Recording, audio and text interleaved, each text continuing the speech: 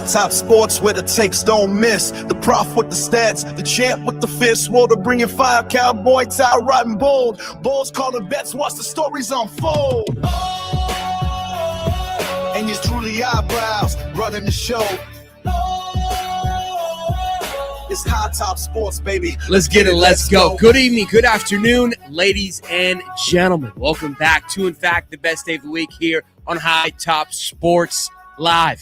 On Wednesday, boys and girls, we got a jam-packed show like we tweeted out. A handful of special guests, and we're kicking it off with one of the special guests we have had on this show. Very excited to have him join us here this evening. Not going to waste any time, ladies and gentlemen. Coach Gerald Chatman joins the show, and Stephen Harris joins us as well. There it is. Go Gators. Coach, welcome. Good to see you. Happy to have you on, man. How you doing? How is spring practice been treating you, Coach? Man, I'm doing great, man. Appreciate y'all having me. Man, spring practice is going great. We're in the thick of it. Obviously, the beginning stage, really kind of getting towards the halfway point. But no, it's been good, you know, fighting and working to build this team with the new staff. So it's been good. Did you have a good spring break? I know we just got back this past week. You do anything fun? Yeah, I stayed in the state of Florida. Like, why leave? Why leave the state of Florida, man? So, Amen. You're already in vacation state. So just spend time with the family. But like when you're in the state of Florida, you really ain't got to go nowhere, you know. Sure. That is very true, Coach. That is very true. Well, I know Steve's got a lot of questions. I'll kind of kick it off here. We do a lot of film breakdown here on this show with Stephen Harris. We like to watch our practice clips, and you are a star of these shows, Coach. I don't know if you know this or not. For multiple reasons. Right. For the intensity that you bring, and just the level of precision that we continue to see, and how these guys have grown over the last couple of years since you've been the head coach. How is this team in comparison to last year, and the guys that you've been working with, the progression that they're showing you thus far? How have you liked what you've seen thus far? Yeah, I think like I said, we're still in early stages with, you know, this new group, this staff, and then these new players. You know, I think that I would probably steer away from maybe comparing to the past. Think that, you know, there's new, you know, different leadership. For me personally, obviously having some continuity with the players that, you know, I have, and then being able to retain some of the same guys. So for in some ways, for me, it's business as usual, you know, coaching this position. You know, I think that obviously, you know, with new leadership, the practice structure and different things are going to be different. There's a new voice. But for me specifically, like with the defensive line, there's a lot of continuity. It's a lot of same as. But I think you have to evolve every year because the room is different. Like we don't have all the same guys that we had in the room previously. But I think that, you know, really I'm in the stages of really diving deep into what we have in the room. And then I have to operate, you know, from there. Now, one last one before you go, Steve, because you mentioned retaining this defensive line. And I mean, you've done a phenomenal job with bringing guys down. I think you do an awesome job of finding talent and then making them become stars. Brennan Bett being one of them, right? Cam Jackson being another, bringing in from Memphis. I know there were some quotes earlier on that kind of came out that you were sweating bullets during that the transfer portal period, just working and keeping those guys. Can you talk to us a little about that of that retention period? And I guess, is it fun? Is it exhausting? A little bit about that? No, I embrace it, man. I feel like I'm better during the challenging times, man. Like I really embrace it. Like that's part of being at Florida. Like, you know, the expectation and just, you know, so every aspect of what we do, you know, you got to embrace the challenge. You can't run from it. You got to run to it. So, you know, the transfer portal and like player retention, like all that stuff, like it can wear you out if you don't embrace it. And so I think that you know, me being retained, first off, like I thank God for the opportunity to be able to, you know, coach here and be able to lead and be able to, you know, be in this position. I don't take that for granted, man. I love being in the state of Florida. I love coaching, you know, working with the University of Florida. And I have a high level of respect for the tradition and the people and the community, you know, at this university and just the state of Florida itself. But I think that like I said, to answer the question, like to me, the transfer portal it was kind of fun because there were a lot of guys that wanted what we have, and we had an opportunity to play some young players, Joseph Mbatu, Jeremiah McLeod. We brought in Brendan Bett here, who was a newer first year player. And after 1 year with those three guys, Jamari Lyons obviously is still here. And I have a lot of respect for him. He'll be a storied player here. He'll graduate from here. He'll finish a Gator. He'll be a guy that'll come back. Like, so it's a bigger, it's really meaningful for a guy like Jamari Lyons to be here at Florida. But those other three guys that I mentioned that that we retain, then you include like the LJ McCray and Cam Jackson, all those guys were hot, in the portal. Anybody in the country would want, those players, and we were able to retain them, and that's a collective effort as well. But amongst the the new staff. I love it. Yeah. Coach, first of all, congratulations on, I don't know if you give congrats for being retained, but congrats for we get the barbecue again. We get the third annual barbecue, man. Yeah. Like, that was one of the most exciting things about being retained. Obviously, I got a job still, but no, just, we're going to have our cookout, man. Third annual. That's just true. So you were a hot commodity too, Coach. You were a hot commodity too. We had to retain you too. Yeah, for sure. Yeah. Not necessarily had to go down that road, but yeah. And congrats on your title. Yeah, you got a title upgrade. For sure. But what was that like? Like the first conversation, which probably not y'all first conversation, but the initial Coach Summerall coming on. What was that interaction like in the retention process of you?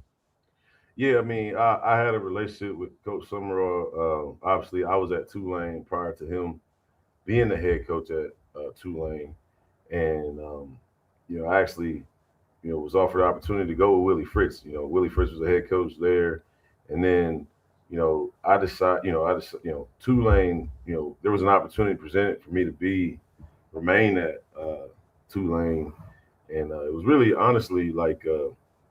Tough decision because it's kind of like, sometimes when you make those type of decisions, right? Willie Fritz just got the job.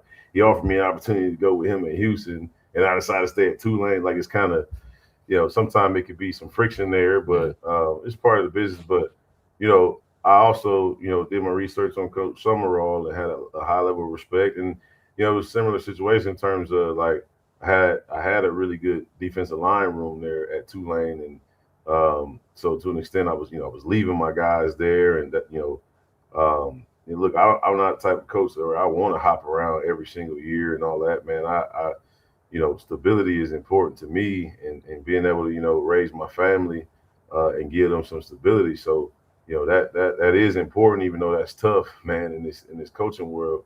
So, man, I had the opportunity to, part of the decision to be able to take the opportunity to stay at Tulane was, hey, look, man, I'm just going to sit down and be stable, and and I'll just work at Tulane and coach guys there, and then Florida called me, and then when Florida called me, it was like, yeah, I'm out. I'm not staying at Tulane, right? Right. Florida, right. Yeah. So no, I definitely get that. Well, I was gonna say with Brad White coming along, new defensive mind. And then you getting a chance to coach the strong side defensive ends, having a chance to coach those guys with their hand in the ground. What's that transition been like for you, and what could we look forward to from the defensive line given those changes? Yeah, I think that being able to add the strong side in, pretty much what it does is it gives you really want to have guys that are interchangeable, and I think that there's multiple guys that can play that spot. There's some guys that may be able to play field in. They can go down there and play some 3 technique at times. Mm-hmm. But what I will tell you is that, like, I'm taking that strong side in position very personal right now, and that has to be a spot that is really good for the Florida Gators. Sure. Strong side defensive end has to be like a premier spot. The strong side defensive end has to be. It's a position that Gator Nation should look forward to seeing play on Saturday. For sure. That's how I feel about it. That spot. That should be a position that everybody talks about every single year in Gator Nation and across the country. And so I'm really working to brand that position, if that makes sense. I want that to be a premier position for Florida.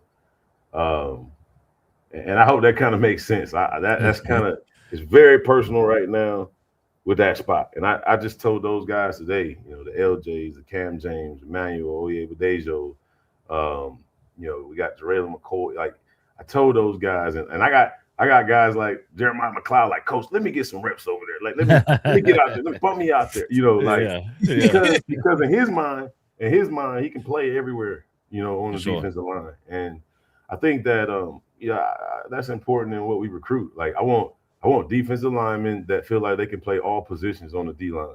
I want guys that feel like it could be like Khalil Mack. Put me in 3 technique. Put me on the right side. Put me on the left side. Let me eat. Hey, let me go against this tackle. Let me go against this guard, coach. Let me rush him.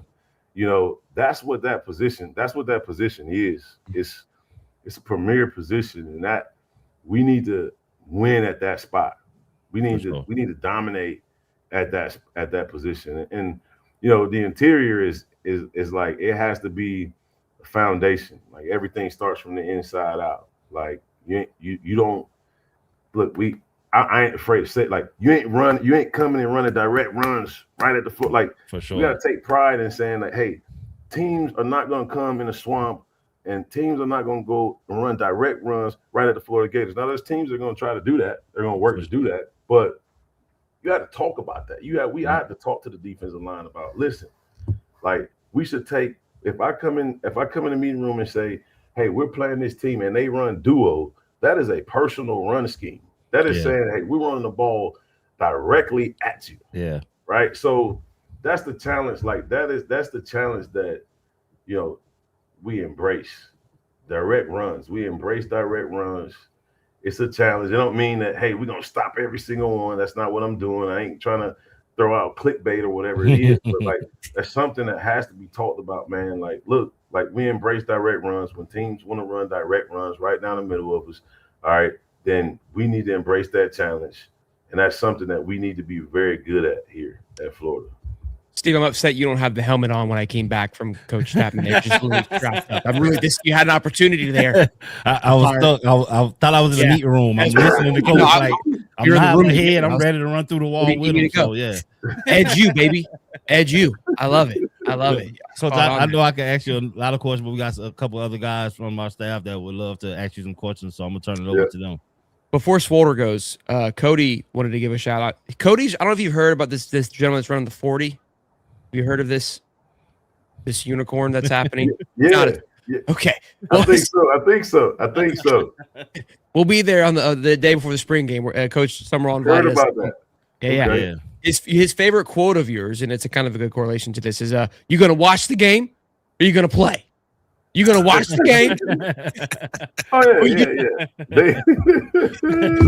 Man, listen, man. Sometimes I black out a little bit out there, man. But it's all coming from the heart. But I give these guys the raw truth, man. And it's like, hey, you either gonna do it the right way or you're not. And you're either gonna be watching the game or you're gonna be playing the game. For sure. And that's it, man. It's as simple as that. How's our guy Mason holding up? We're doing good, man. You're doing good. They were worried about old Coach. Yeah, I told him he'll be all right. Well, I got respect for Mason for sure because he didn't flinch. Yeah. Mm. I told y'all. Back up. He put his pads back on. He didn't came flinch. back. For sure. Yeah. What do you got? I think I actually might have tweeted that. I ain't the guy that tweet a whole lot. I'm more of a retweeter, right? I don't know. I don't express myself on social media, but sometimes I do it for my own guys. Like, don't flinch. Like, let's keep working. Do not flinch. You have a bad practice, don't flinch. Keep going. Show back up with a better mindset. Like, learn from adversity. Like, we don't flinch. Like, so. Yeah. And like, social media is crazy, as you've probably seen some of our tweets. So you were talking about the traits of a lot of your players, and you evaluate a lot from high school when you bring these guys in, right? So what trait matters more to you? And I know all of these matter. Is it technique? Is it effort? Is it natural ability? Is it size? Is it attitude? And I know all this stuff matters, but what is like the biggest attribute you would say that you pick from evaluating somebody for your D line? Yeah, I mean, it always starts with the mindset. Mindset is everything. Um, so just having a relentless mindset, toughness, and then having discipline. So, we talk about RTD, right? Relentless, tough, discipline. So I look for those traits. Obviously, you got to have guys that's got the length, the size, the height, the speed, the measurables. You got to have that, man. I had a parent tell me of a guy that I'm recruiting, and the prospect is going to a couple different schools or whatever. And I had a parent tell me like, man, your defensive linemen look a little bit different than some other places, right? Like, amen. And you recruit that. This is Florida, right? And I know there's some programs out there that say it's just different. Yeah, Florida is different. This is Florida, right? For sure. And so everybody can't play at Florida. So the height, length, the speed, the measurables, the mentality, relentless mentality, toughness, which sometimes is harder to evaluate. But when you go out, when you recruit guys, like it's a process. There's some guys that may have the height, length, speed, but then they don't. You find out as you get to know them that they don't have the toughness or they don't have the discipline in their techniques. The technique is huge for me, So I know I yell and I get after these guys, but man, we in the meeting room, we watch our individual, all those drills that they post out there or whatever, we watch those drills and technique, right? So yeah, I may get after them on the field. We go back to the meeting room and we critique everything, right? Hey, get your elbows in, thumbs up, like more hip explosion. Make sure you stay mid-foot and play with a great base. So, we spend a lot of time, working our craft in the meeting room. Yeah, and I only have one more. Speaking of that meeting room, obviously you work with a lot of coaches. We see you working with Summerall. We see the practice videos of him like just at every position, running around, yelling, and all that. What has that been like? The difference between, and I'm not, as I said, I'm not trying to trash the last staff or anything, but what is the difference between maybe the last staff and what Summerall has brought to these practices? Yeah, I mean, I think that yeah, you always have different personnel. I would say like the structure. Everybody has different structures and layouts of how they want to do practice. I think there is differences in offensive coaches and defensive coaches. But man, it's been good, man. It's been the energy that coach is bringing has been great. The presence that he has just being around and different drills, man, like that's huge, man. That's what it's supposed to be like. And man, it's been great. It's been great energy. And I think that we're at the phase of like really working the details and the execution, man, and putting together the personnel and putting guys in right position, man, to be able to form this football team. That's the most important part right now, because at the end of the day, it comes down to winning. You can have great energy, you better win. Like, say that. You know what I mean? Like, let's come on, man. Like, I've been around here long enough to know that, man, I can have great energy. I better stop that run. The boys better play hard up front. We better get after the quarterback. We better get some TFLs. We better play to win the game. Yeah, like the fan base or whoever can like me and we can have great relationships. We better win. Right, for sure. Let's win. Like, I'm gonna say 100 times before the end of this show. Yeah. Coach may not be tweeting, but he see the tweets. Okay, that's you know what matters around here. You gotta win, and but I think you have to totally embrace that. Like being a part of this program as a coach, being a part of this university, that has to totally be like embraced, man. You got to embrace that challenge of winning. We don't want to be mediocre. That's why I love this place. We don't want to be mediocre. For sure. Absolutely. Hollywood. Yeah, Coach, I kind of want to go back to what you were saying about the continuity and then having several guys in that room that have such a large amount of experience, even though some of them were freshmen last year. How has that guys like your Joseph Mbachus, your Jeremiah McLeods, Jamari Lyons, even Cam James, how has their experience with you over the course of the last 2 years helped bring younger guys along or transfers along? Because obviously those spring practices are super invaluable for guys like Jarayla McCoy coming in as a freshman, but you're also bringing along guys from different systems or different programs. Man, you hit it on the head, man. Everything you just explained. I think y'all may notice, like we call the meeting room the living room, and it's a different living room in there. It's some new members of the family. We got some new cousins that joined that that's living with us now, like Cam James and LJ. Those guys weren't in that room last year, so it's a little bit of a new dynamic, right? Anytime you add anybody new to the family, it's different, right? It's and so, but I think that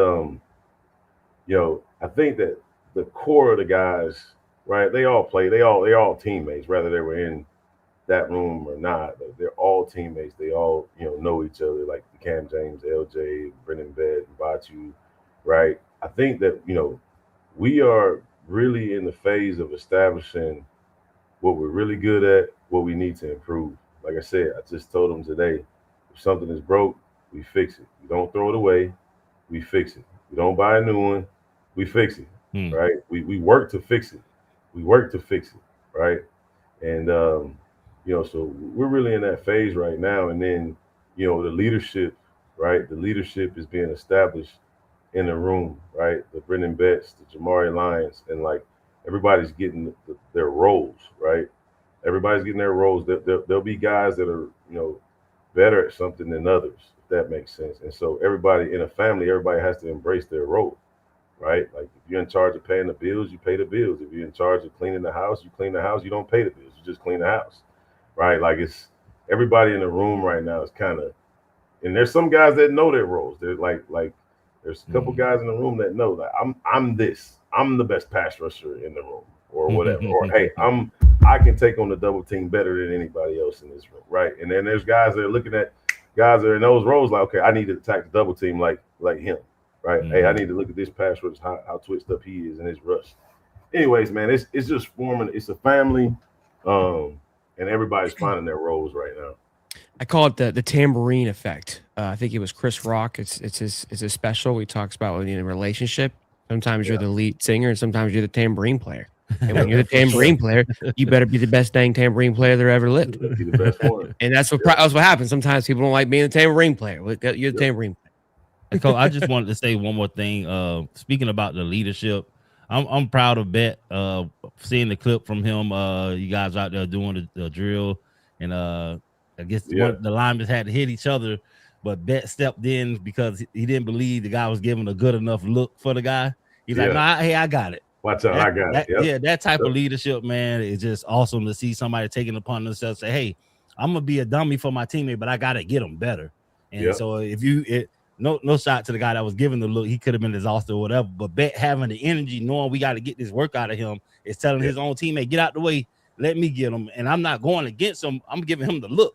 I'm not even. It's not even me being the defensive guy. I'm standing here giving chest, but I'm gonna do it with the maximum energy, and that's the type of stuff that championships are made of, right? That's crazy. You caught that. That's kind of crazy. I catch everything, Coach. Trust me. That's real, man. That's the stuff that clicks with me. Like that stands out with me, man. I think Brendan Bett is gonna be as good as he is as a leader. Like his football play. The better he can be as a leader, as a man, continue to grow as a man, as a person, his game is gonna match that. That's exactly where he is right now. It's like you got to be a better leader. You work to be a better man, and it's like the better you can be and work, the better his game. Because he's stout, man. I mean, he's got all the ability in the world. I'm telling you, he in some ways, I think we might take for granted that we still got this kid, man, here and part of our program, because he can. And I don't talk guys up. I mean, it's real, right? Like this dude, he can play ball, but he needs to step up and continue to work on the leadership aspect. Well, I'm glad I saw that is night and day. and just the way he did it, the energy about him. He wasn't trying to do it. Like he wasn't trying to show nobody up. He really wanted to get that work. And other guys see that. Yeah, and other guys see that. It's contagious, man. I'm telling you, it's contagious. Okay. It's contagious. A genuine love for it. Well, Coach, we can't thank you enough for taking the time to do this. This has been a blast. The fans are chomping at the bit. You said a lot of incredible things today.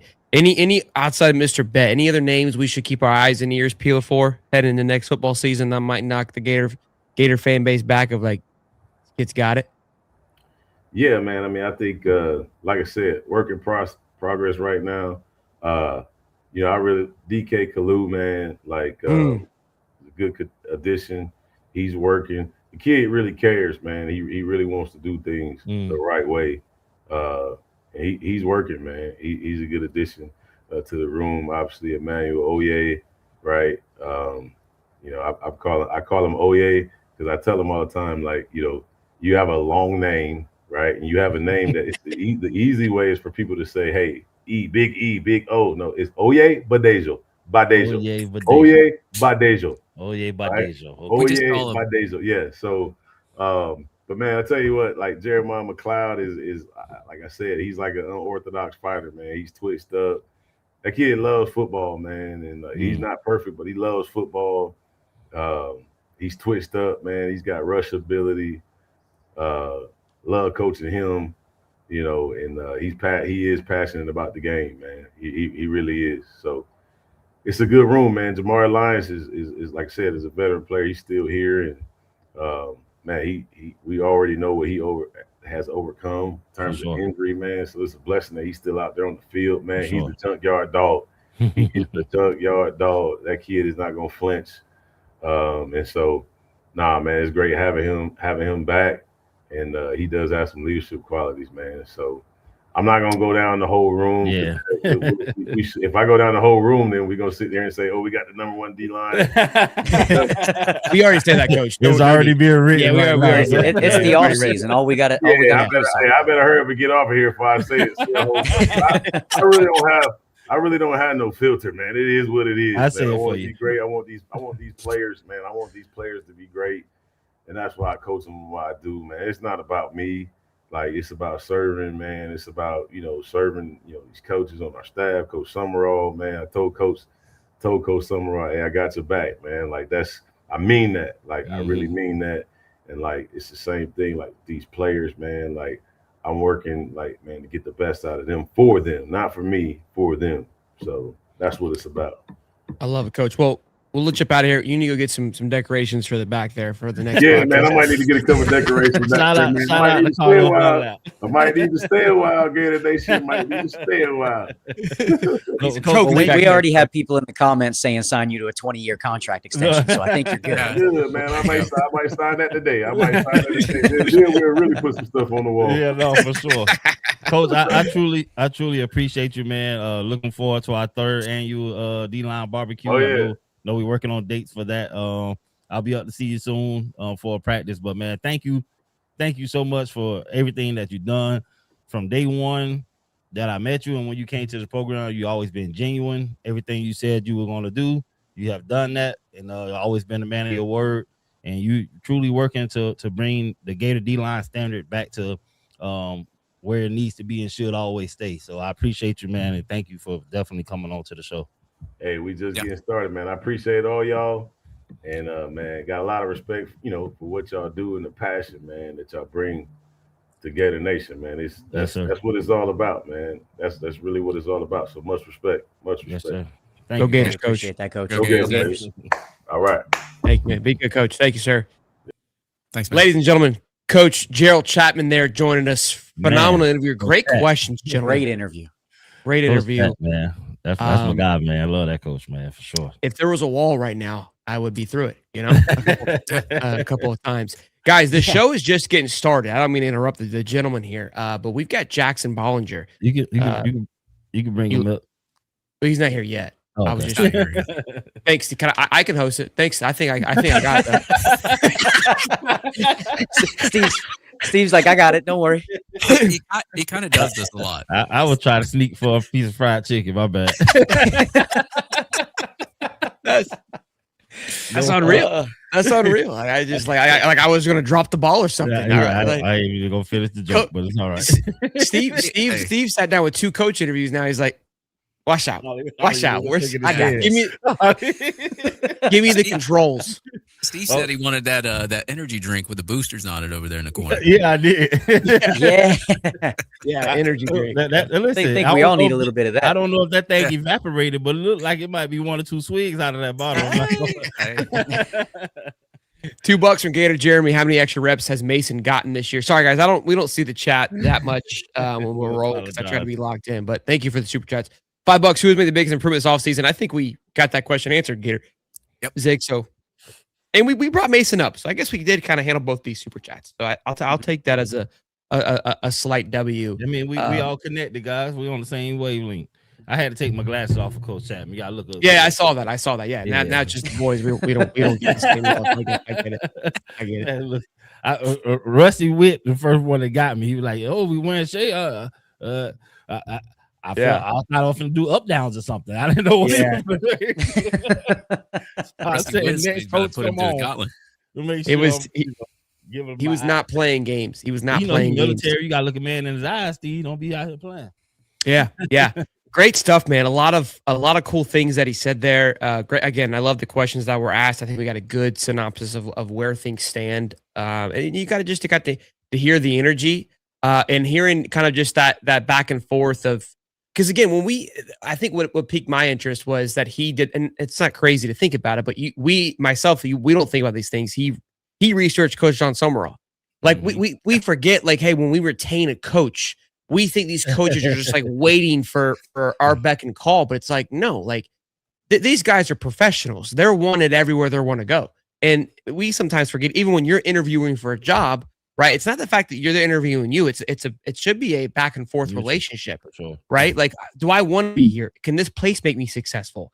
And so that'll help you guys if anybody's interviewing for a job, have that mindset going in. I do a lot of interviews, and when you can kind of come in with that type of mentality, it's way more appealing than somebody who's like wanting, like, I want you to be hungry, but it's like, hey, can you also do what I need you to do for me? Yeah. And for him to say that, again, I know that this makes sense, but hearing him even bring that up of like, I wanted to make sure this was going to be a good fit to me, I think just speaks to what we kind of already have learned about Summerall in the last couple of months, right? Mm-hmm. And think about this too from Chatman. We know the success that he has brought to Florida in just a short amount of time, given the circumstances that he was dealt in. And I look, a great question, Dave. I know it's hard when we say you compare. We're not trying to shit on the past, but it's what we're moving, right? We're trying to just have a meter, and so I think he navigated that well too. He's a professional, but.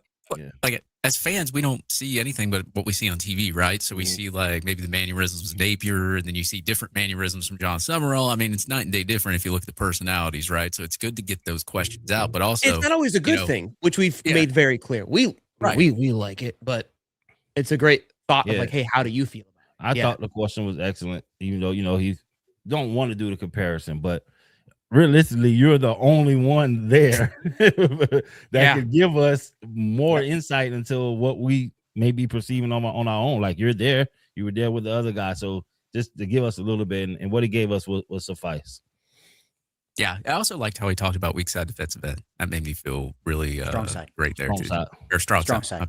Yeah. Yeah. Yeah. The talking about getting it back to edge, like, and I mean, edge you, right? It's kind of how I'm going to label it. Of making it a star position. Yeah, like strong side defensive end against the run is very serious. But I agree with him. Go ahead. No, I was just saying that position is as important as any on the defensive line. Because, for sure. because listen, if you don't have a good strong side defensive end, you're getting run at every play of the game. Yeah. And to get guys like Cameron James, like LJ McCray, I actually wanted to ask him because he called out LJ McCray in the first press conference before spring ball, said, hey, essentially like it's time to put up or shut up. I told you. And I essentially wanted to ask him that, but we had to get moving with some other stuff. But yeah, like from what we've understand, he's made big strides this spring. You're bringing Cam James over, who's a 4th-year senior, just somebody that's been in the program for a long time, now gets to work with Chatman. And I mean, I like where that room is right now, but shoot, man, it was good to hear him talk about how the emphasis is on making that as important, because everybody focuses on the edge guys, like the weak side defensive ends, because of the pass rush ability. Right. And that's what makes the splash plays. But if you're not setting the edge in the run game, Ain't no splash plays. exactly. Exactly. Yeah, you don't get to the 3rd and longs if you can't stop the 1st and 10. Exactly. I feel like he kind of goes out of his way to call guys out in a way. And I think that his compliments towards LJ when speaking of guys, kind of, I think, answered your question, not directly, but in a way, right? Even, I mean, because I was wondering the same thing. That was kind of my reason. Like, what are some names? That was kind of the way around it. And I think that, again, saying that was huge on LJ and what he's going to be able to do. I love hearing the way that he talked about Brendan Bett too. I think is huge because we have a lot of concern on this defensive line. Well, we have our worries because of what we didn't get in the portal, right? And hearing him talk, I don't mean, have we had a guy that has maybe have had that presence on the defensive line with the kill ability that Brendan Bett has? And this isn't a shot. Again, I think Cam Jackson was great, but I think a little bit of not much. I think he was still growing that last year. That makes sense. Yeah, and he was a different player style too. The type of style. Cam Jackson's a space eater, like eat up 2 blockers, let the linebackers get free. Brendan Bett in flashes last year showed you the kind of penetration ability of like I don't want to blow this out of proportion, but you're talking about guys like maybe a Caleb Brantley, a Dominic Easley, stuff like that. I take you all the way back. Just go look at Marcus Thomas defensive tackle highlights. Yeah, Marcus Thomas was phenomenal. That's what. But yeah, when you have a legit defensive tackle that can push the pocket from the middle, it is a nightmare for offensive lines. For sure, that's a game changer.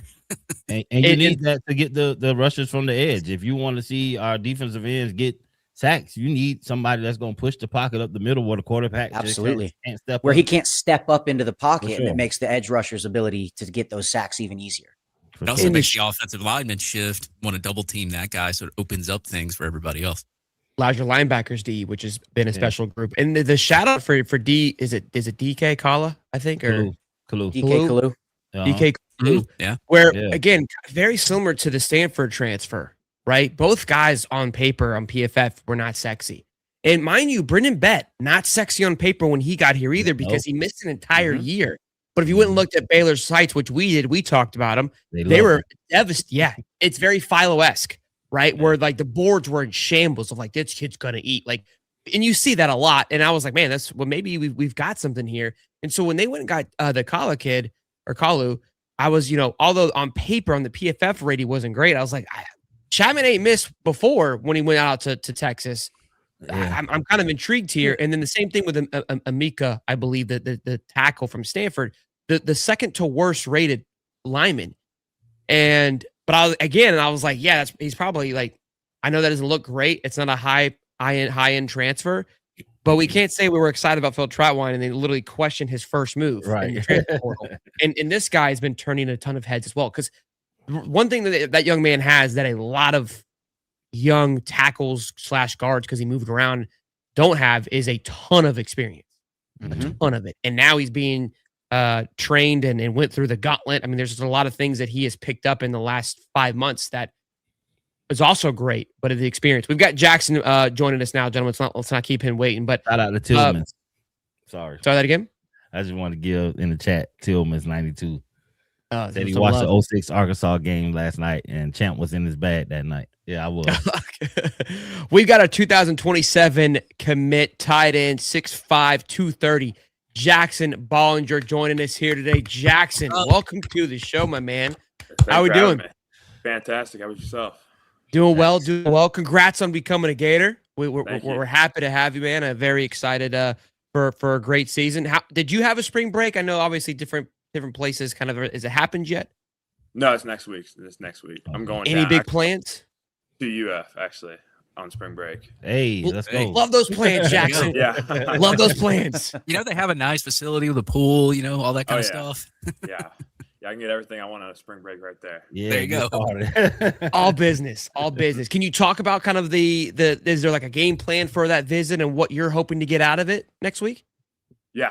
Yeah. I mean, I just kind of, for real, just want to see the environment change as I'm a commit now and be with the guys more, be with the coaching staff more. There's a spring practice on Thursday that I'm going to attend, but I'm going to be down there Tuesday night, all day Wednesday, and then Thursday for the spring practice, and then maybe even a little bit more. But I just really want to squeeze out all the time I can get with all the staff. Coach McKissick, he's going to put me through some workouts of his own. I'm going to hang out with some of the guys as well, and then watch the practice, just see him in person coaching again. I was fortunately able to see him coach at their runs back in January when I went down, and like what I saw, and it'll be cool to see it again.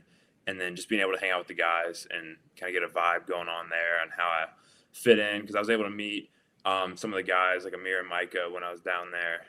But just actually spending some quality time with the guys, I'm really looking forward to. So I love hearing that, and I kind of want to pick your brain on that too, because I am intrigued on this process a little bit, because you went around like January, I'm assuming, is during that period. Yep. Okay, and was that not your first time at Florida, but with that staff or with McKissick? Is correct? Yeah, I'd been in contact with Coach McKissick and Summerall. And then by the time I got down there, I only had seen McKissick in person once, just because he came up for an in-home visit.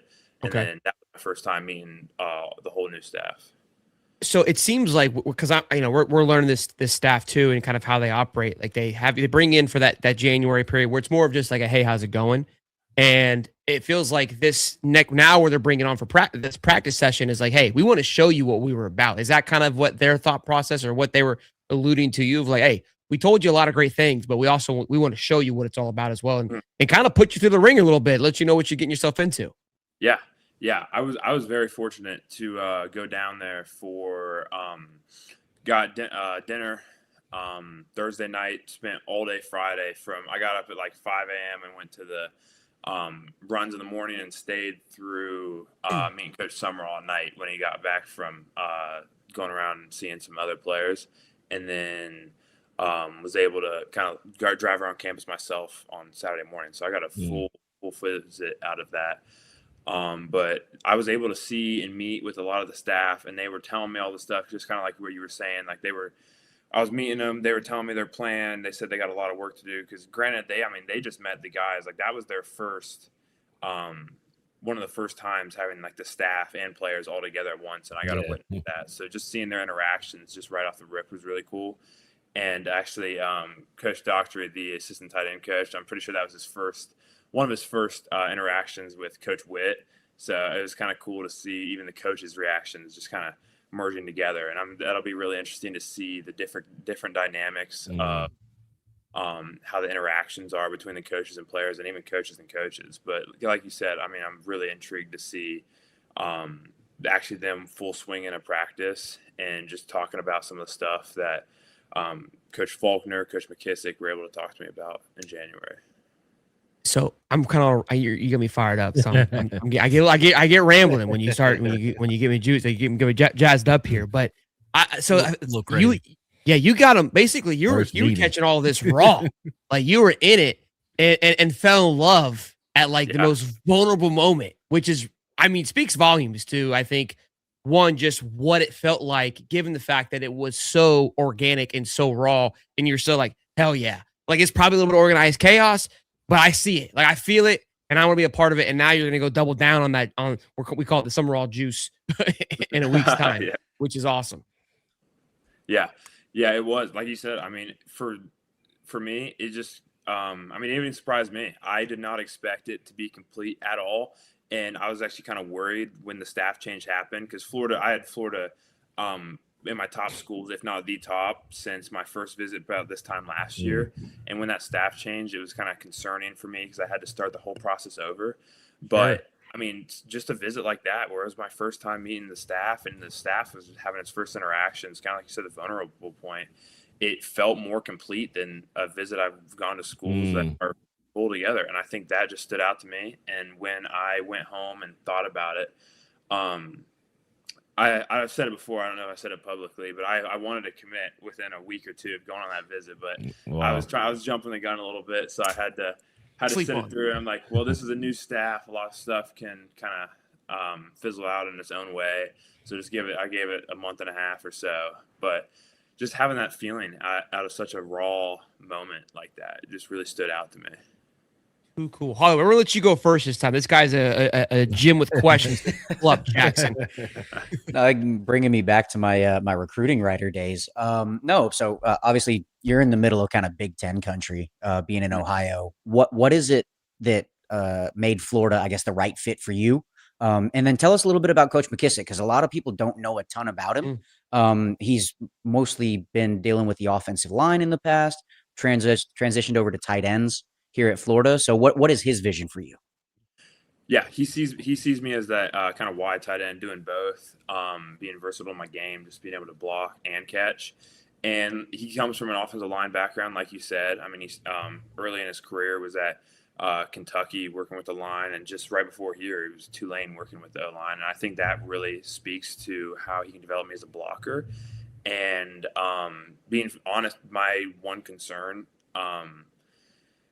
with him, just by originally in the first couple of days, just seeing that he was coming from the O-line, just how you naturally would be with anybody, is how much does this guy know about pass game? But when he came up on my home visit and just over talking to him on the phone and stuff, I was able to learn so much more than I had in almost all my seasons combined, just from him blocking and passing. And when I went to the visit, he was talking to me through some drills, and he's the type of guy that'll get down a rabbit hole of talking about one thing and then go to another, and it's just all good information. Fantastic guy to be around. And I mean, I made my decision after knowing him for 2 months, so I think that speaks to the type of person he is and the amount of faith that I have into him. You're a beast, dude. That's awesome. Love the shirt too, man. Oh yeah, appreciate it. Oh yeah, I see the shirt now. Name tag is in the way a little bit. Yeah, no, that's fire. Yeah, I love it. Oh, there you go. I love it. We got this is Stephen Harris over here to my I don't know how to look to you left or right. 2006 national champion. He played on the defensive line, so maybe you guys could square up a little practice 1v1. But we'll pass the buck to him. Yeah, I just want to tell you, congratulations on your commitment to the University of Florida, man.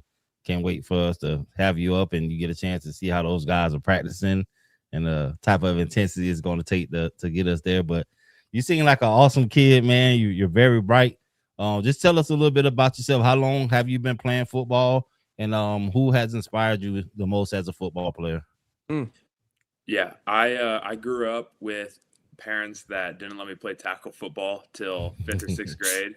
So I was stuck playing flag football and just dreaming about playing tackle. Once I was finally able to play tackle, they hit me with the weight limit because I was like 6 foot at 11 or something like that. Wow.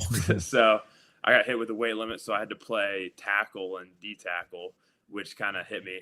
And I stuck through that season, and middle school found the tight end position for myself, and our program really utilizes the tight end in a way that a lot of college programs use tight ends, and I've kind of developed into that role. And I went into freshman year at about 6'3", 6'4", 185, and I'm up to, like you said, 6'5", 230, 235 now. So just developing in the weight room and putting trust into my strength coaches over the years, and really just kind of working a lot. There was a lot of work behind the scenes put in to all of this, and I think that kind of goes out the window when you're looking at a bunch of these recruits, because all you see is what's on tape, but you don't see the hours they put in behind and the support that they have from coaching staff and family. I feel like a lot of that stuff goes unnoticed.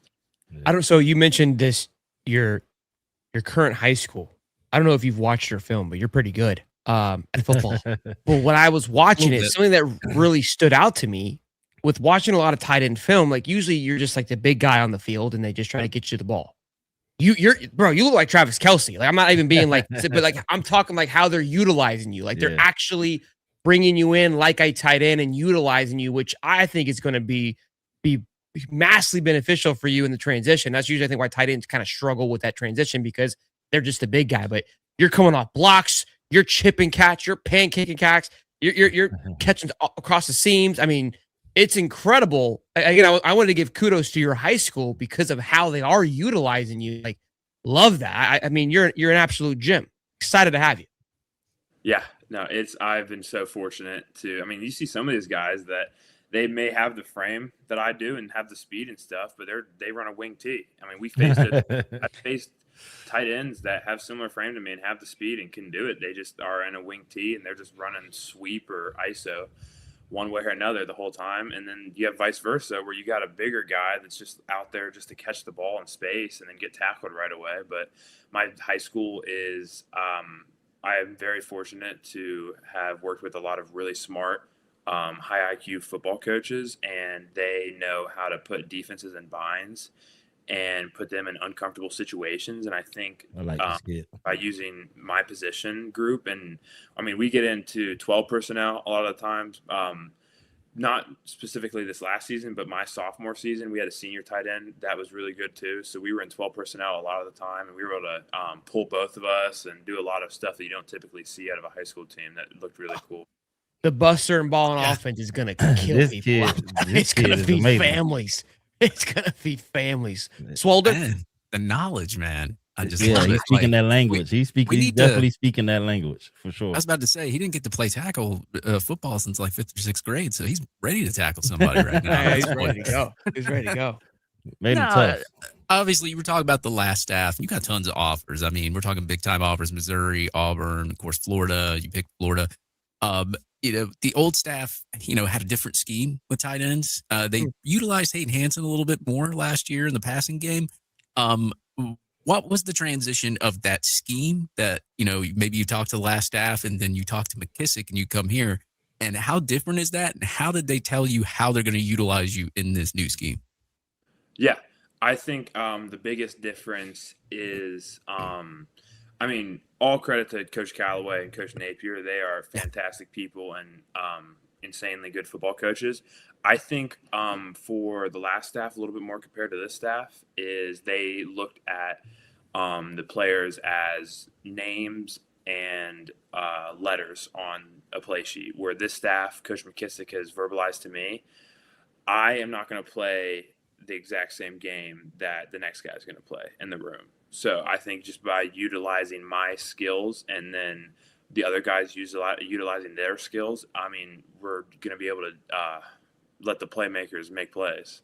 Mm-hmm. I think it's just as simple as that. They just understand that aspect of things and are able to kind of open up the opportunities to do a lot more things just by focusing on people's talents. And with that too, I'm going to be developed as if I'm lacking in perimeter blocking, I'm going to be developed in perimeter blocking so I can be the guy for all around.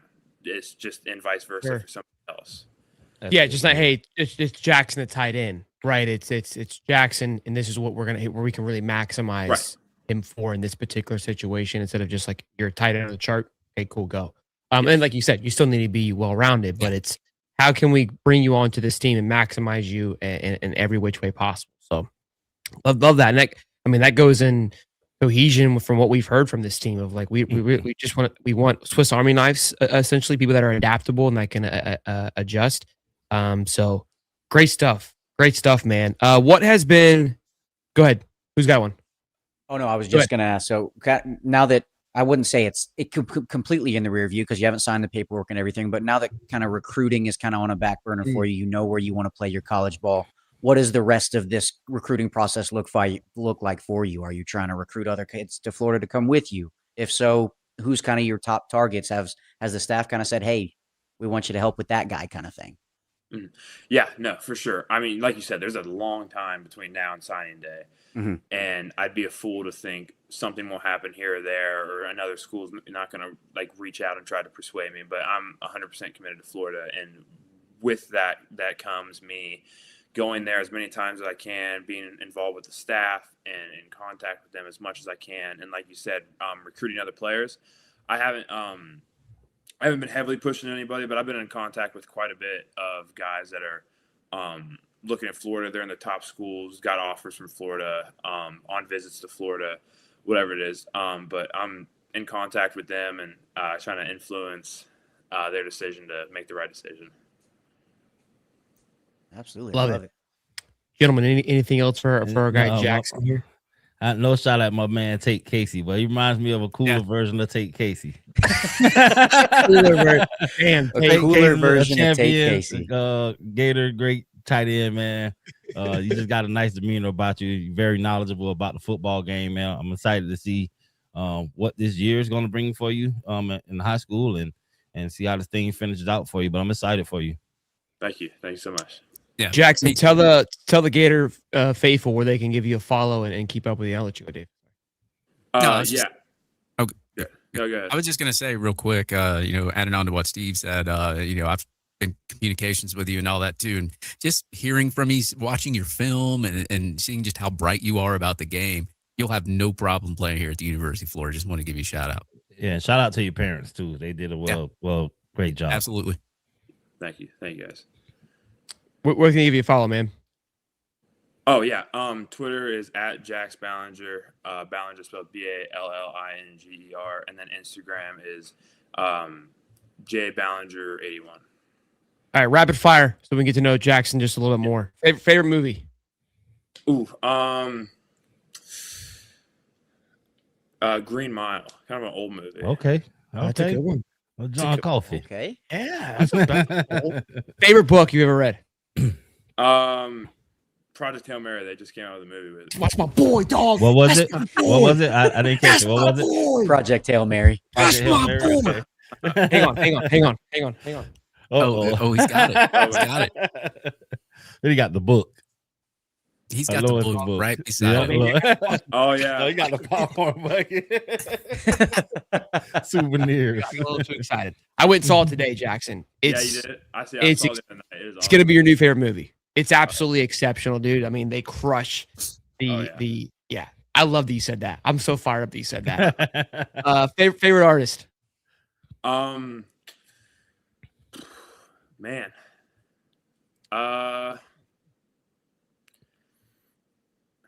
Whiskey Myers. Whiskey Myers. This guy, this guy read my LinkedIn profile. I want to know. So when I was little, I was a big basketball fan. I love Jordan, obviously. My favorite was Dennis Rodman. Who's your favorite basketball player of all time?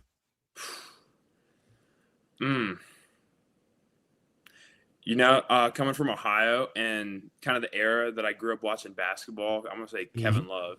Oh, okay. God, I went to dancing. I just knew Braun was coming out. I'm gonna snatch my poster down.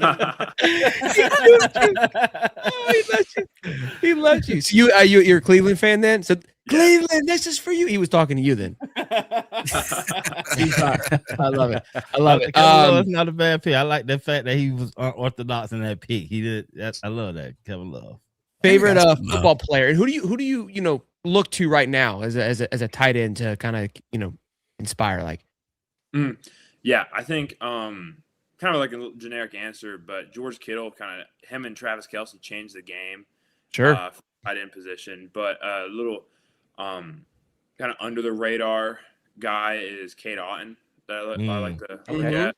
Yeah, love that. Secret talent. Can juggle. I was finna say that. I was finna say he can juggle. I don't know why. Unreal. Like he can juggle. That's crazy.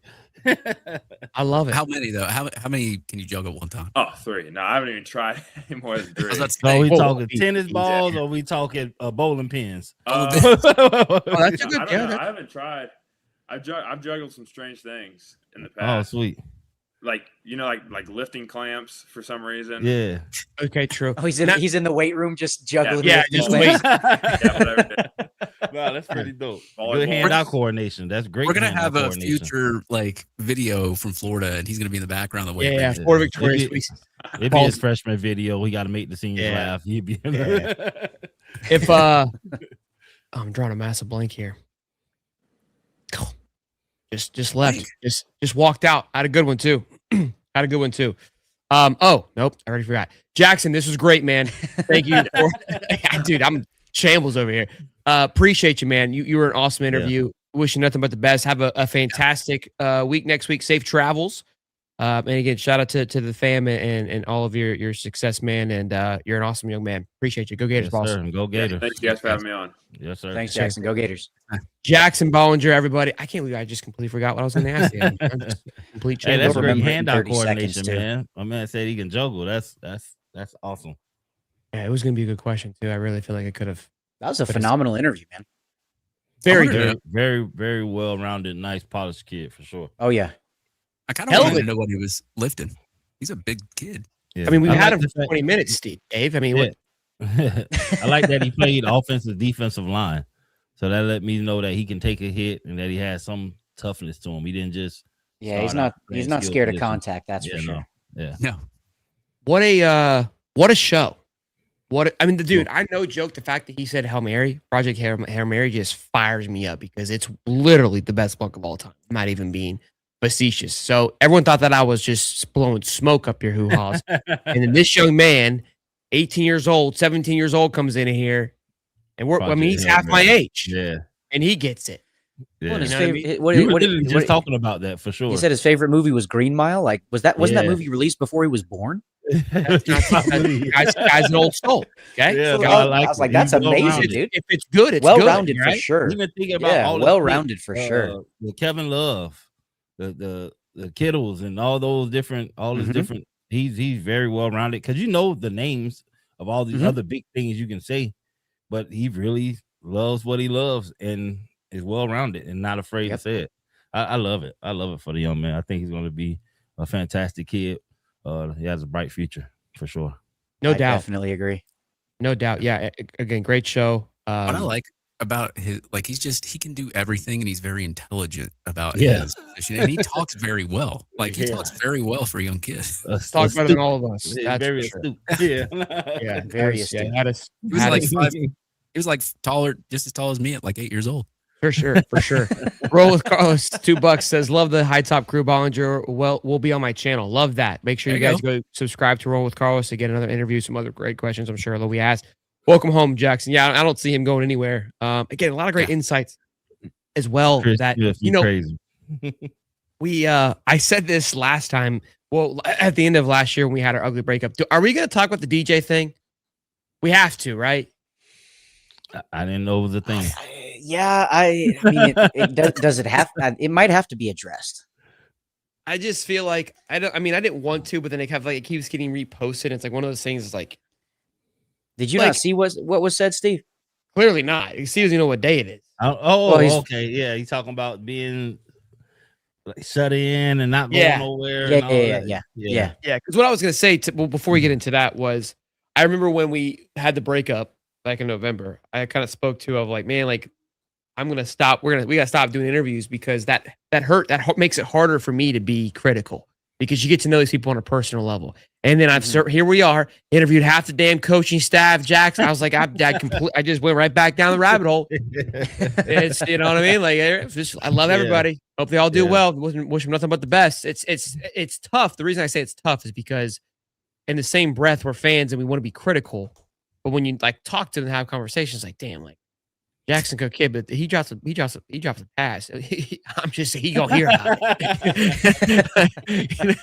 No, for sure. No, It sucks for people like us because we see like everybody on X, just like whenever player we've interviewed that we like and they've done something bad or something they don't like and they start trashing them. Yeah, and They can't it's really say anything because then they'll just come after us too.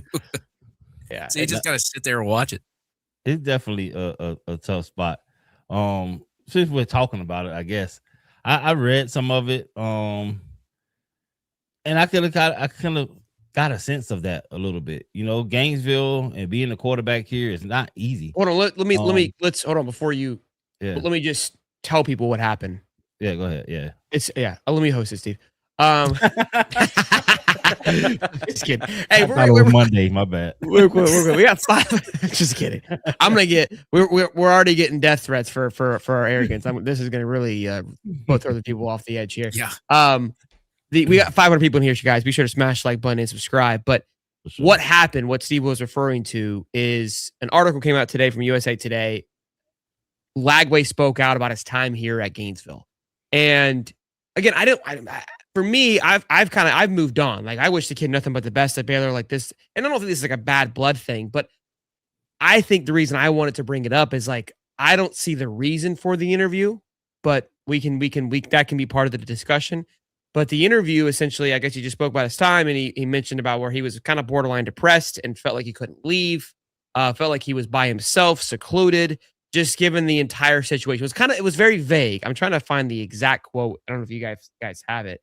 And I'll read it exactly. I think I can find it here in a minute, but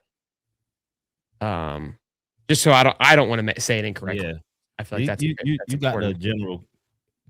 I didn't feel like a normal person. I didn't even know what campus looked like. I was really closed off, and I didn't really hang out with my teammates. I just stayed in my own lane. Now, that doesn't really surprise me. And again, now the reason that was, I think, is something to dive into and just to discuss. But I don't think anybody was surprised by that, given the way his mannerisms were on the sideline. Like we saw it. Like now the reason for it, why that was, we didn't know. But I can't tell you how many times we were like, bro, I don't even see you even talking to your linemen. I don't see you talking to your players. Mhm. It looked like it was just lagway, and he would just go out there and hope to make it work. Which that's, if you don't have chemistry, I mean, that's half the battle. Right. Yeah. Go ahead. Go ahead. No, you go. No, I was just gonna say I could see that. In Florida's a tough place, being the quarterback, and then you have that injury, and then you're young on the team, and you're forced in the position of leadership. Not forced, but it's not organic. Kind of, you're a young guy trying to be the quarterback of the University of Florida and command the team, and you got hurt and you were injured. And I think a lot of that, him feeling like that, has a lot to do with the whole NIL situation now. People have their own money, their own things that they want to do for themselves. So when practice leaves, there were times where we had, let's say, the barbecue, and the barbecue's over, and everybody boop, boop, boop, hitting their car keys and jumping in their own cars, going their own way. Hey, I got to go do this. Some of the players had kids. And so the gelling is so important. And the camaraderie for the team is so important. So when you get hurt as a freshman, but the expectation is still high, you still doing commercials, you're still doing all the other stuff, it puts you in kind of a bad headspace where nobody can talk you out of it. You got to go through it because nobody's in your shoes. Everybody can say, hey, this is going to be okay, it's going to be this, it's going to be that, but it's tough. And then when you have your own internal pressures that you're putting on yourself, hey, I got to get back, can't let these people down. You're giving me all this money, I got this person depending on me, the fan base is through the roof. That's a lot of pressure for a kid. And if you don't have those outlets like we had, or those times just to be together and make those jokes during the day, we're sitting on the set. Well, the set is where the bus hub used to go on campus, and we always sit there before classes. So you get a chance to see all your teammates. Chris Leak's walking through there. He's going to class. All of your teammates are right here going to classes, and you guys get those interactions and get a chance to joke and get to know each other. That's not happening anymore. Some of the guys are taking online classes. Some of the guys probably not even going to class. And so you're missing a lot of camaraderie. I promise you're missing a whole lot of it. And so I could see a guy in his situation feeling like that, because you got to go to treatment. You have to do these other things. You got meetings. You got to be here, and you don't get the natural bypass that you just get like it was when we were playing football. So to go to Baylor now, I think the way the school is set up, it's a lot more freedom. Like I spoke about when DJ first got here, and they had a video of him going up to his room with the pizzas, and he had the girls with him. Yeah, you can't get caught doing that at the University of Florida as our quarterback, because he gets blown out of proportion. So when something like that hits, and now you're even closing yourself off more, and then you get hurt, it can be a tough situation to overcome. I can see that. Yeah, I don't. So I was going to say that exactly that. Like when you think about it, we saw that one clip. I imagine it didn't go well.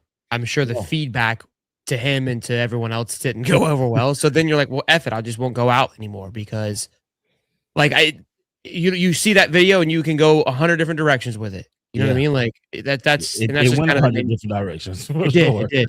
Well, it was fun directions, but and I look, for me, I get flack for this, and I don't care. I get a flack for taking a piss the wrong way anymore. But and I guess I'm a little bit more, I would say, sensitive to the fact and I say this because I'll go, hey, like they're just kids.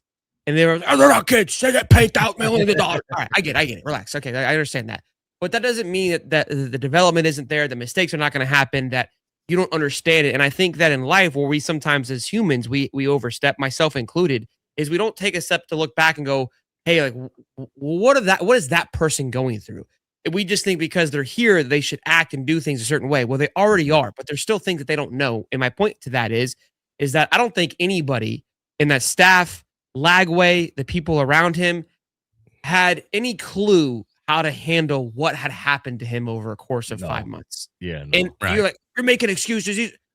I'm just telling you the facts. And I'm not saying that it makes it okay to act a certain way. But unfortunately, in the only thing that really sucks is that DJ Lagway is the only one that suffers from this. Well, us and the fans, because we had to watch it. But like in all reality, like that's where I kind of come down to is like, look, like I have an understanding of like what unfolded last summer. There's all these people who want to have their hands in money, and you're like, oh well, he should have just stood up and said stop. Again, for you to sit here and say that and think that it's that easy, then we're not having a conversation. We're not even going to discuss this. So I disagree, and you may disagree with me on that. I'm not making, I'm just making light of like, hey, I understand where he was coming from to an extent. I am not a fan of, however, the article, because I felt like the breakup kind of happened. We had that little bit of an article of like, I wasn't welcomed here. And it's almost like this unforeseen drama is trying to come back up, where it's like, you're already gone. Like we don't need a story of like we don't like you had a bad season. Like we're cool. Like it is what it is. We've already moved on. So that's my only thing is, and here's the reason why I don't like it, right? Because what I just said is like, hey, that entire summer, nobody really had an idea of probably how to handle it. But all the adults in the room should have learned from it.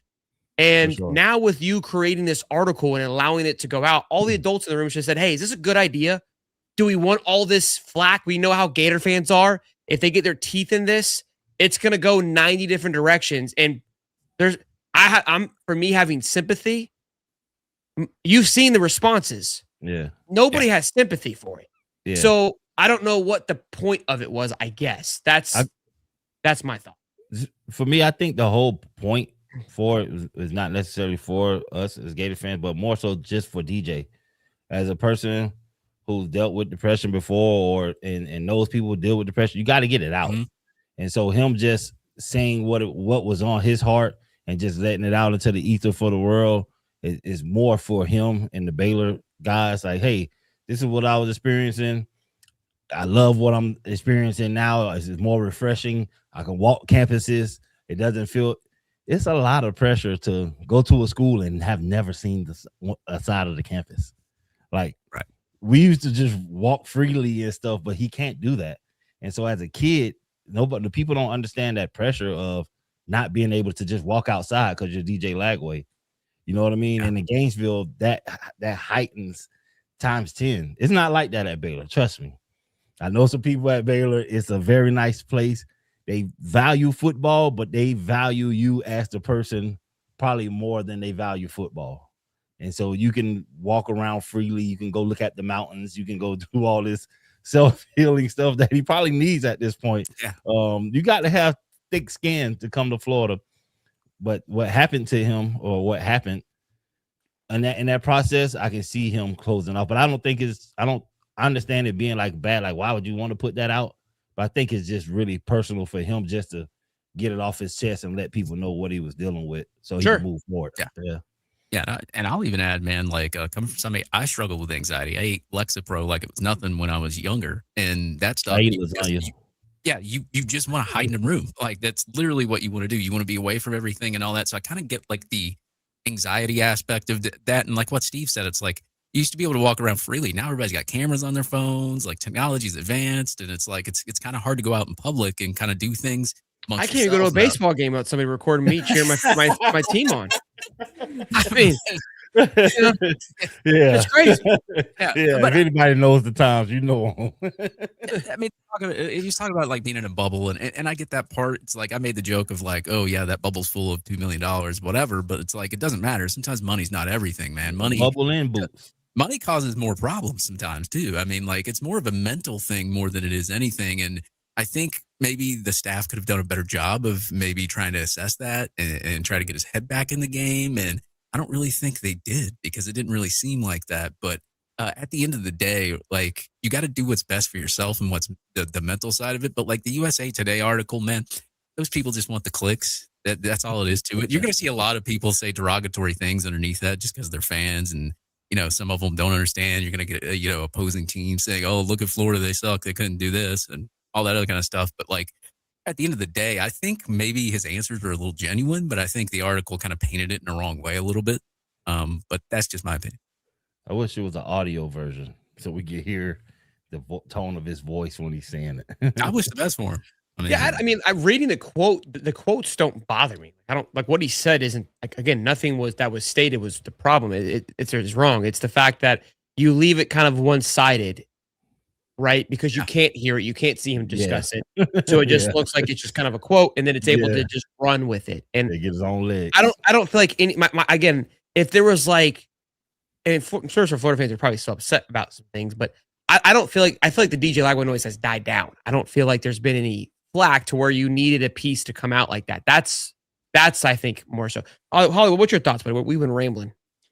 No, you're good. I don't really have a ton of thoughts on it. I think kind of what you said, Shelton. The noise had pretty much died down almost in its entirety. So to publish an article now, just essentially bringing it back up when it was no longer being talked about, wasn't, I think, the greatest idea, because there wasn't going to be any good come from it, at least on this side of things, because fans are going to be fans and they're going to say what they're going to say.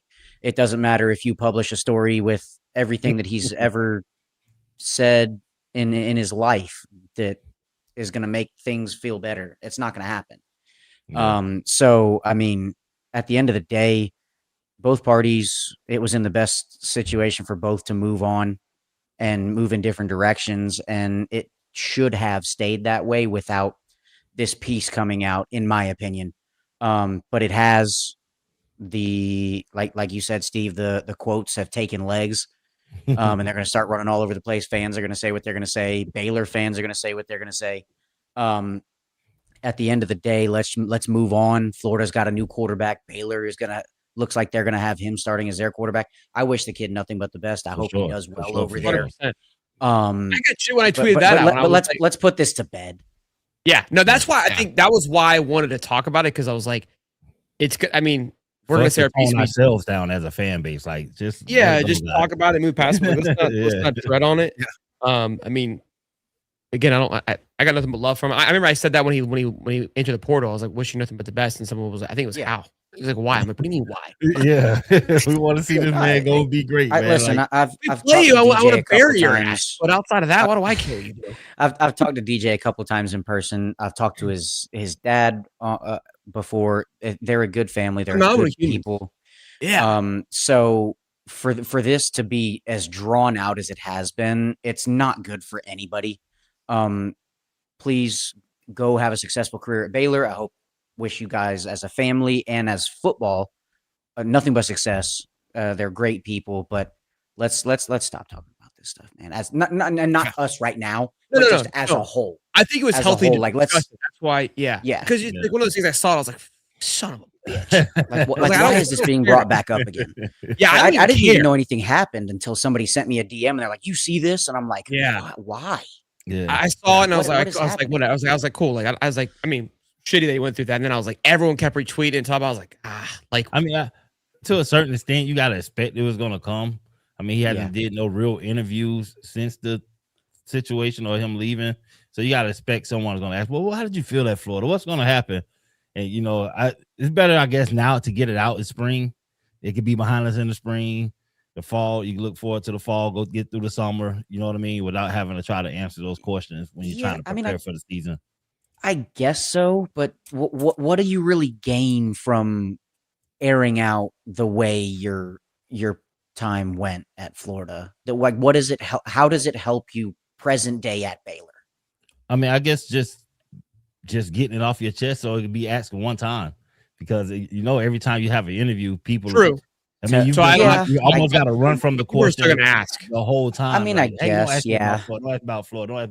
Let me just say my piece real quick, and then when you're done, hey, I've already answered that. You know what I mean? I guess publicly, But the yes. reporters are gonna ask. They're gonna want to know. That's a juicy story. That's why we're talking about it now. Yeah, that's fair. Like, I saw it and I didn't even pay attention to it. I read it and I was like, okay, I can see it happening, and I let it go. I was like, I wasn't gonna retweet it.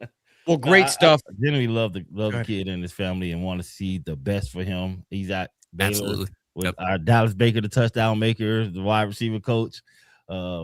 Tony Livingston's over there. We got Bet from Baylor, and now we got DK Kalu. I don't know if we got a Florida and DJ Coleman pipeline or what's going on, but true. hey, let's just can we all get along? Yeah, for real. You can. I saw a comment. You can feel for the mental side of it while he was here, but yeah, it's like, dude, yeah, you're rich, so go do what you're doing. I get it. Yeah. I think the one thing that I think from the quotes that I saw was not DJ related. Well, technically it was DJ related, but it's not a DJ quote. It was Billy Napier saying we protected DJ. How? And the one comment that I said to somebody was, "How did you protect him by letting him throw 5 interceptions in Death Valley?" Right. That's just one incident. But yeah, I just it doesn't make a ton of sense to me why that's continuing to drag on. But hey, such is life. We get to talk about it because we get to have fun. That's what we do. Forever tied to Florida being a 5-star. Yep. The rest of his career, NFL, all that, it would always be brought up. It would never end. It will. He can bury it pretty quickly. $5. The joy you bring to others' lives is immeasurable. Thank you for taking the time to bring a group of people together who share a common passion. Juju the Guru, we love you, my man. Appreciate it. I want to clear something up in the air real quick. I made like a kind of a side comment, and Cody's running with it about a death threat. We didn't get a direct death threat, all right? But they voiced their opinion of how we are in a very unique way that can be taken. I'm not. Trust me, it had me hot, and I sat on it for a minute on how I wanted to go about it. I'm just gonna let it die because there's no winning by responding to it. But I was hot. Caitlin was in the car when we got it, and I was not a fan of it. Just because I don't know. Just it was an ignorant comment from somebody who claims to be a Gator fan. Because of how my act from a video they saw on Twitter, my actions last night at the FSU game, which the video was me actually behaving genuinely. And I behaved all night. Was I yelling for my team? Yes. Sure. And let me guess real quick. I guarantee, was it an account with an avatar as a photo? No, it was just a letter. There you go. See? Yeah, I meant like it probably said a name and then about 7 digits afterwards. But probably was a J. This person went back and forth a handful of times with Cody, and I don't mind criticism. Like they were giving Cody, and I kind of before in their conversation, the guy was like kind of giving Cody some criticism. I was, hey, like don't worry about it. Like it's just people have their thoughts of how we should go about things, and I respect that. Like I understand like being in this world. Like hey, you're gonna be out here, but that comment was from the left field because of our arrogance, essentially, was where it came from. Because look, I know that when I go to is that the chat? It's fire show and that was what bro. When I saw, I was like, we're gonna get McElwain here with the death threats. It was just we have probable cause. Yeah. Look, for me, I don't know. I'm never going to change. If I go with my kids, I'm not going to do that because I'm into a different environment. But I believe in going out there and chirping and having fun. Do I get a bit antagonistic at points? Yeah, I know that. But I don't know. For me, how I view sporting events are different than others. That's just kind of the way that it is. But the guys that were in the FSU group, they messaged me, okay, that we were going back and forth. Here's what they wrote me, just so we're all clear here. Hey, by the way, the animals have been around. This is that group that we were yelling at. You must be new to the rivalry. I'm not. But the animals have been around since before me or you were born, and the K-time cheer and other cheers you hear are from years ago or cheers we make for the individual players, not something we do just for the Gator chant. come to Hauser Tallahassee and find out for yourself. So because I was making fun of their chants they were doing. They kept going K time, K time, and so which was like for a strike. And then if they were doing that, we would get a hit. I look over, I go, what time is it? What time is it? Yeah. So, small stuff. Good. No, that's good. Good banter. I love it. But when are we going to visit? If that makes me, an asshole, then I'm the biggest douche you ever met. We want to go visit though, Shelton. I've been to some of these games. I would walk in the same exact way, head to toe, orange and blue with a cowboy hat on. And you'd hear me the entire time. With the ups. Hanging with the ups. The entire time. I plant the flag in the middle, 9 innings, right in the middle of home plate after I'm done. I don't what are we doing? I've been to games where people in the crowd have acted way worse than what you did, and nothing's ever happened to them. And on top of that, I went to the Tennessee game. I believe it was 2 years ago in the swamp, 3 years ago, whatever. And there was 4 or 5 fistfights around us. It was crazy, dude. So we getting the streamer backpacks. We're taking the show on the road. It's called Hanging with the Ops. And we're going to Tennessee. We're going to Georgia. We're going to Tallahassee. I don't know if I can go. I don't know if I can go to Georgia or Miami. Hang with the opposing fan base and see how much crap we can take from them. I ain't going to make it out of there. I listen. I love it. I understand people don't like but I'm down. Yeah, just another GMFG episode. Thanks all. Thanks y'all. Thank you, Junior, for the $5, man. I appreciate you, Bubba. I appreciate it. There's that ass word from the High Top podcast. It's on Twitter, talking crap about Miami and Georgia all the time. Yeah, that's not gonna go well for me. I think we can read what was said. I don't think it was he was a total jerk. I sent it to a couple people. I was like, how do we handle this? I was like, it's a bit much. Should I say this or no? It's a bit. I mean, it's a bit uncomfortable, but I don't care. I'm not gonna say maybe he was trying to tell you just to be careful. Instead. Sure, but there's a way of saying it. I don't think the way Hollywood. You're the reasonable one here. What do we say? I don't even know what was said. So I sent it to us. Did you read it? And let's see what you think. So he was referring to us being at the game, being around big people, and the response was Charlie Kirk had very large bodyguards around him. Just saying. Oh yeah, I did see that. You're right. You did send me that. Yeah. Okay. So what are we? Okay. That's a bit much. Yeah. That's not a fan of insinuating some things. Yeah. Hey, don't be an ass. Gotta be careful. Right? Is definitely a probably a better way to say it, right? That's definitely a better way to say it. Yeah, that might be a level 3 threat. I don't know. Not in the scale of 10. But it was a bit uncomfortable, right? Yeah. What are you trying to? That's just kind of weird. From the clouds. What are you trying to get at? Yeah. It's not a comfortable feeling when you get that, because I know that I chirp and I get people upset, and so when you go to these things, there's I don't want to get into a pissing contest. I'm not here to fight anybody. I'm 9 out of 10 times probably gonna get my ass kicked. I'm not flexing on anybody. You know what I mean?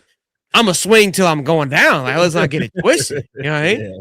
Yeah. But back it down. Hey, look, I know some people that are in law enforcement that can find out who he is. All right, just saying. Listen, if Steve knows, I'll run your ass over. I'm not here to. For sure. Wow. For sure. Yeah. We'll hold that one to the chest. So I was bit hot earlier, and I was gonna write a strongly worded email to his manager, but I'm kidding. But yeah, it is what it is. Again, I know who I am. I'm comfortable with who I am. Sheldon's going full Karen. No, we're gonna keep having fun. We're gonna keep. Oh, I'm Karen. Yeah, I'm the Karen. Yes, yes. Sure. Sheldon's going full Karen. I'm gonna get the haircut. I'm gonna say if you care that much about sports, you probably don't need to be watching it. Yeah, he would never be a rowdy reptile. Okay, so he can't sit in the section. Don't leave a word. Not you, the guy who tried to tell you to calm down and not to be a real Gator fan. That UCF fan, the UCF fan had Shelton in shambles. Yes, he did. That's what he was. He did. He had shout out to Mark. Picture. I got you, JLB. Wait, what is Mark's photo? What is that?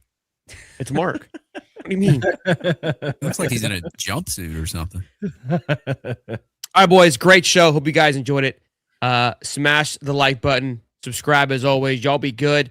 Tomorrow morning, no show. Tea time, but tomorrow night live 8:30 on Gators Summit with Allie Peak and Gator Dave. Should be a great show with our conversation with Chatman, his conversation with Codwell. We've had Josh Pate had Summer on. I'm sure there was some more great content from there. So a lot of great things that we'll be able to discuss in tomorrow evening show. Late show, long show, but great show. I appreciate y'all always showing love and support. Go see Project Hail Mary. It's an absolute banger. Y'all be good. Have a good night, boys. Peace and love.